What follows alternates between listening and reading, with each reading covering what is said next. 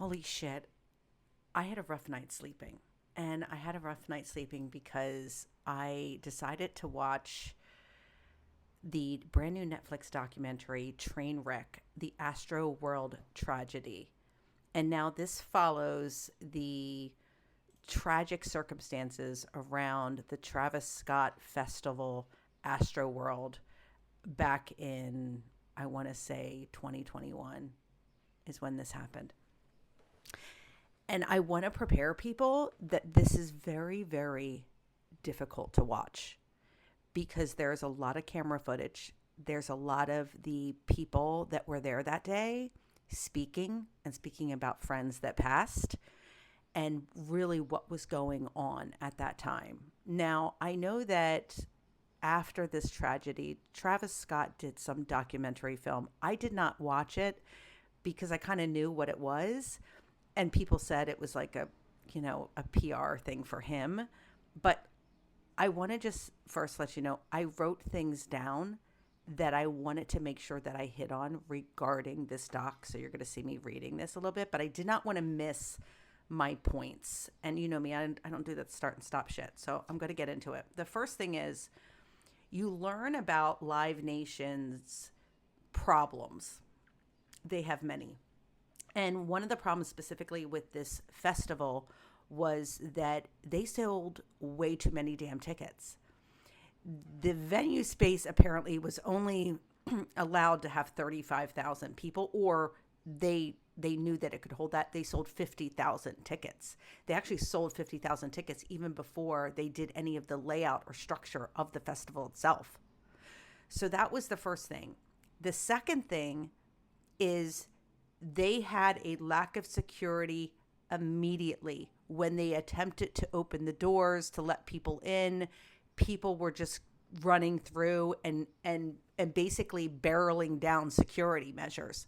So there was no security, like people going through metal detectors or anything like that. That was breached as soon as it happened. Now, there was a photographer that speaks in this documentary that is very honest about what she was told to capture. And her specific words that she used was that she was instructed to capture the chaos.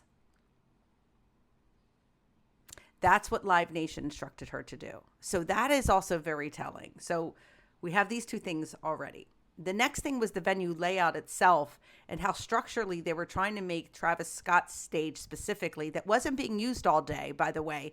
He had a special stage, but the way they built it is they sort of allowed people to be bottlenecked on the left side of the stage, which is where all the problems happened. So the layout was all fucked up. The next thing I wrote down is who knew what and when. So there is a lot of pieces in the documentary where they're showing you text messaging between people, and that they knew that if this went on, the consequences, that it could be deadly. So you're going to get an insight into that and how soon people knew that there were problems. The next thing is Travis Scott stopped or pointed out somebody that was on the ground and had seen him being taken off lifeless. This guy's body was lifeless. And Travis Scott could see that he was being given CPR. They were doing chest compressions on this guy right off the side of the stage. And Travis Scott, there's no way you're going to make me believe he did not see this. He claims he did not. And they have video of this, by the way. So when I say be prepared for this film, I had so much anxiety going to sleep with it, okay? The next is, in the documentary, you find out that only 2 people from Live Nation had the authority to shut it down, and they could not locate those 2 people. They could not get a hold of the only 2 people that had authority to end this show, and they could not get a hold of them. Then finally, I have the last piece of this, which is, and these are just points I want to make sure I spoke about, which is that Live Nation at the end gives a statement, and they show you the statement. I'm not going to read it because I want you to go and experience the documentary and see and I want you to have the response that you want to have. So I don't want to give it to you. I mean, you could find it online and read it, obviously. But they literally are playing the blame game. Like it's not their fault. Even though we all know that they settled out of court undisclosed amounts of money, both them and Travis Scott, to the families and victims of this tragedy. Now, you do get to hear from and hear the attendees speak, and also the family members of when they found out that their loved ones have passed. And this is just such a tragedy that did not have to happen. And, you know, my daughter is in the festival world. She runs festivals. So, I mean, as soon as this came out, I messaged her. I'm like, you have to go watch this. She's like, oh, I'm so there.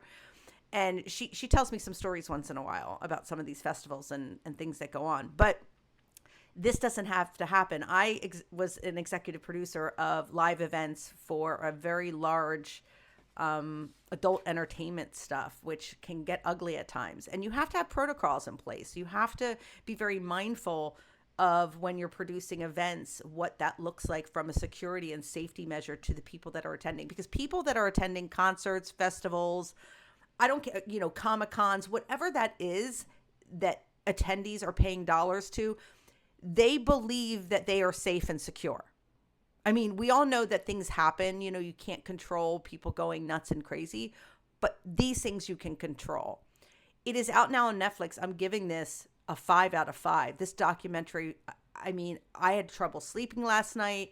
It's, again, very hard to watch. I'm giving you that trigger warning. It was very, like, I was crying. I was just so moved by this whole documentary film. So go check it out now on Netflix.